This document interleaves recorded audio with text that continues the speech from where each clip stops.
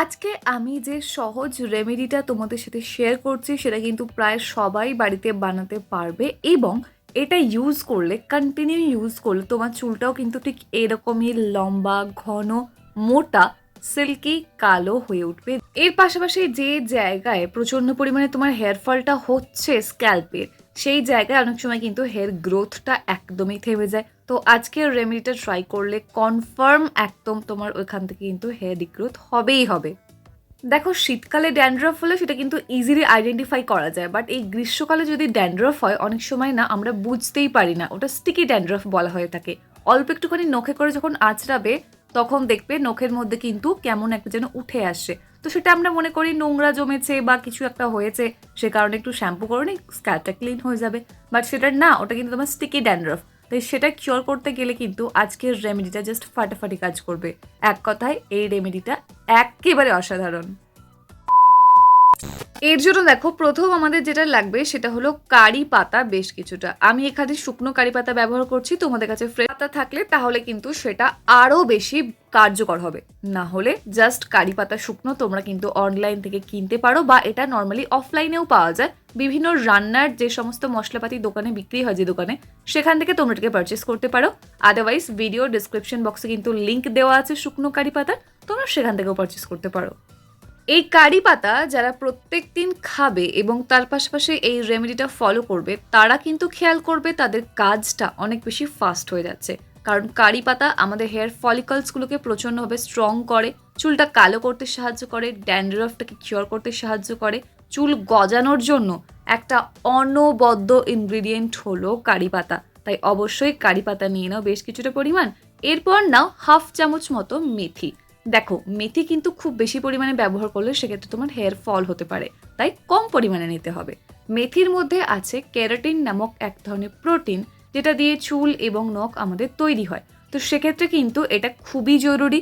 এবং মেথি চুল যেমন গজাতে সাহায্য করে, চুল পড়া বন্ধ করতে সাহায্য করে, ড্যান্ড্রফ থাকলে সেটাকে খুব ভালো করে ক্লিন করে, তার পাশাপাশি কিন্তু চুলটাকে প্রচণ্ড পরিমাণে সিল্কি শাইনি স্মুথ রাখতে সাহায্য করে। আর একটা ন্যাচারাল স্ট্রেটনিং এফেক্টও কিন্তু আসে প্রত্যেক সময়ে মেথির ব্যবহারে, খেয়াল করে দেখবে।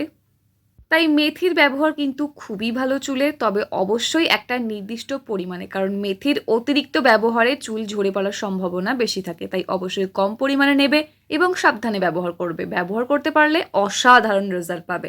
নেক্সট এর মধ্যে আমরা যেটা অ্যাড করব সেটা হলো ক্যাস্টর অয়েল।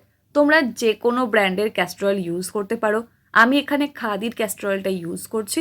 এটার লিঙ্ক ভিডিও ডিসক্রিপশন বক্সে দেওয়া থাকবে, চাইলে তোমরা সেখান থেকেও পারচেস করতে পারো। আদারওয়াইজ তোমাদের কাছে এই মুহূর্তে যেটা আছে সেটাই ইউজ করো, নো প্রবলেম। এবার দেখো, ক্যাস্টর অয়েল আমাদের কত ফাস্ট হেয়ার রিগ্রোথ করে দেয় সেটা তো আমরা সবাই জানি, তাই না? তাই ক্যাস্টর অয়েল সম্পর্কে নতুন করে বলার আর কিছু নেই। চুল পড়া বন্ধ করে, চুল গজাতে মেনলি ভীষণ ভালো সাহায্য করে। তার পাশাপাশি প্রত্যেকটা হেয়ার স্ট্যান্ডকে কিন্তু খুব ভালো করে মোলায়েম করে দেয়, সিল্কি রাখে এবং মসৃণ করে তোলে। তো সেই জন্য স্প্লিটেন্সের যে সমস্যাটা সেটা দেখবে ধীরে ধীরে একদম উঠে যাচ্ছে, আর কোনো সমস্যা হবে না। তাই ভীষণই ভালো কাজ করবে ক্যাস্টর অয়েলটা তোমার হেয়ারের জন্য।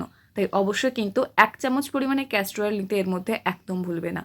এরপর 1 থেকে 1.5 কাপ পরিমাণ জল নিয়ে সেটা যখন ফুটে আসবে তার মধ্যে এই প্রত্যেকটা ইনগ্রেডিয়েন্ট একসাথে দিয়ে দেবে, দিয়ে ফুটিয়ে নেবে মোটামুটি 10 মিনিটের জন্য। অবশ্যই ফ্লেমটা কিন্তু একদম লো ফ্লেমে রাখবে। অবশ্যই ঠিকই শুনছো, ক্যাস্টর অয়েল সহই এটা ভালো করে ফুটিয়ে নেবে লো ফ্লেমে 10 মিনিটের জন্য। ভালো করে ফুটে গেলে অবশ্যই ছেঁকে নেবে। ছেঁকে একটা স্প্রে কন্টেনারের মধ্যে এইভাবে নিয়ে নেবে, বা জাস্ট তোমরা নর্মালি কিন্তু তুলোতে করেও অ্যাপ্লাই করতে পারো, সেক্ষেত্রে সমস্যার কিচ্ছু নেই। বাট ওই আর কি, স্প্রে বটলে করে রাখলে ইউজ করতে খুব বেশি সুবিধা হয়। এবার দেখো, যাদের এক্সেসিভ হেয়ার ফল হচ্ছে, একদম হেয়ার রিগ্রোথ হচ্ছে না, তারা কি করবে? তারা 2 দিন অন্তর অন্তর ইউজ করবে। আর যারা দেখছো মিডিয়াম একটা হেয়ার ফল হচ্ছে, অতটাও হচ্ছে না, হেয়ার রিগ্রোথটা ভালো চাইছো, ড্যান্ড্রফটা কিওর করতে চাইছো, তারা কিন্তু সপ্তাহে 2 থেকে 3 বার ইউজ করলেই হবে, 2 বার ইউজ করলেই হবে, এর বেশি কোনো প্রয়োজন পড়বে না।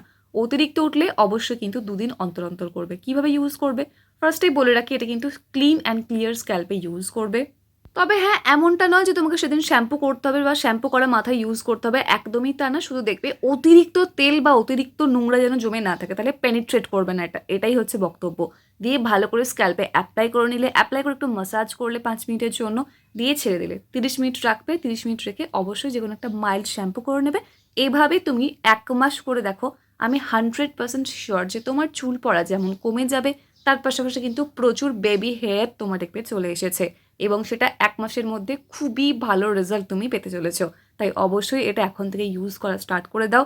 খুবই ইজি বানানো, অ্যাপ্লিকেশনও খুব ইজি, কোনো ঝামেলা নেই। আর এটা ইউজ করলে কিন্তু তোমাকে আলাদা করে আর কোনো রকমের হেয়ার অয়েল কিছু অ্যাপ্লাই করতে হচ্ছে না, তাই ভীষণই ইজি হয়ে গেল আমাদের জন্য, তাই না কি বলো? তাহলে অবশ্যই তোমরা এটা ইউজ করো। ইউজ করার পর ফিডব্যাকটা কিন্তু আমার সাথে শেয়ার করতে একদম ভুলো না। শুধু একটা কথা খেয়াল রেখো, বারবার যেটা বলেছি, যে স্ক্যাল্পটা অতিরিক্ত নোংরা যেন না থাকে, মোটামুটি যেন ক্লিন অ্যান্ড ক্লিয়ার থাকে, তাহলেই হবে। আশা করছি ভিডিওটা একটু হলেও হেল্পফুল মনে হয়েছে। তাহলে একটা লাইক করতে ভুলবে না, চ্যানেলে প্রথমবারে থাকলে সাবস্ক্রাইব করে অল নোটিফিকেশন অন করে দেবে এরকমই সুন্দর সুন্দর ভিডিও আরও দেখার জন্য। তাহলে দেখা হচ্ছে নেক্সট অন্য কোনো video. Till then take care and bye bye, and finally thank you for watching this video.